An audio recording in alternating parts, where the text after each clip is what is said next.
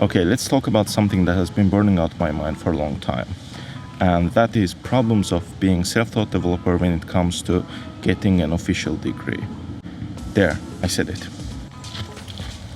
Nowadays, there are many ways of learning new things and being self-taught almost on anything. And software development is one of those fields. Internet makes things accessible and you can find tutorials, articles, videos, or any kind of thing that can help you to learn more easily.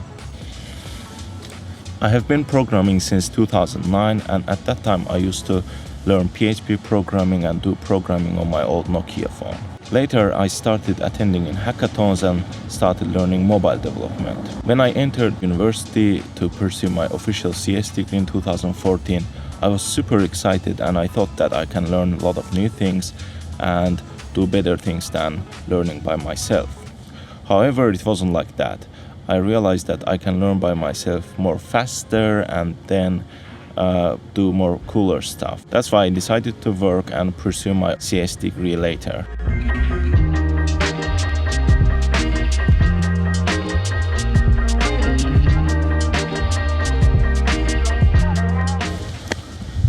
And later in Finland, I started continuing my degree in IT, and my thoughts are still same as the one that I had in 2014. That made me to realize that the problem wasn't the quality of education as I thought. And I think the problem actually is being a self-taught developer. Sounds weird, right? When we start programming by ourselves, we can decide how to learn, ways of learning, how to practice the things that we learned, and so on. And also we are able to learn all those juicy and shiny frameworks. However, when we enter universities, they start with the boring stuff, and if you already know programming somewhat, then things become less and less interesting for you. I'm not saying that universities don't teach new technologies. In fact, for example, I was taking a mobile development course at university that I'm studying at, and first assignment was to install React and write an essay and take screenshots how you installed it.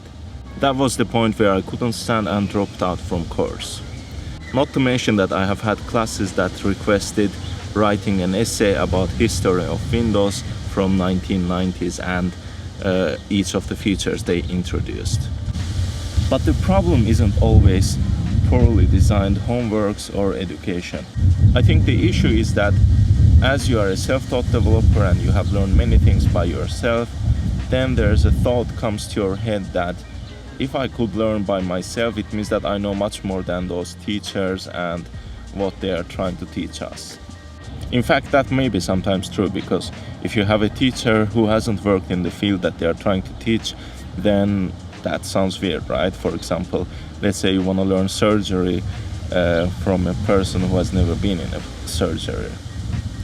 Thinking that you know everything and then having bad experiences with teachers makes you kind of prove your point that you know everything. However, that's not true. Here is the thing. I took the same mobile development course a few months later from another university, and I must say that I enjoyed a lot.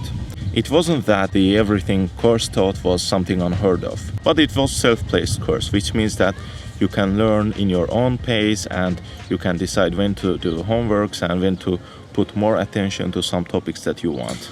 Which means that if you knew something already, you could skip some of the topics and decide which topics are more important for you. We have to accept that when you learn something in the university, usually those classes aren't designed by people who has experience in field or who knows a lot about the topic. Well, again, there are exceptions, but if you know something or you think that you know something about the topic, then those courses will become boring for you. So my advice for you is that if you are a self-taught developer, before deciding if the education is bad or the course content is bad, take a look at the topics and, well, of course, if there are stupid exercises, then I think you shouldn't take those courses. But if you think that the course is right one for you, you should continue with it. Otherwise, I think time is valuable too. For example, imagine that there's a course that says that you should write an essay about some topic, Do you really want to waste your time during the week writing essay about history of Windows, or do you rather want to focus on important topics that will bring you something new and maybe it will be applicable in your job as well? Yeah, I guess that's all I wanted to share with you from my personal experiences when it comes to getting an official degree. See you in the next video.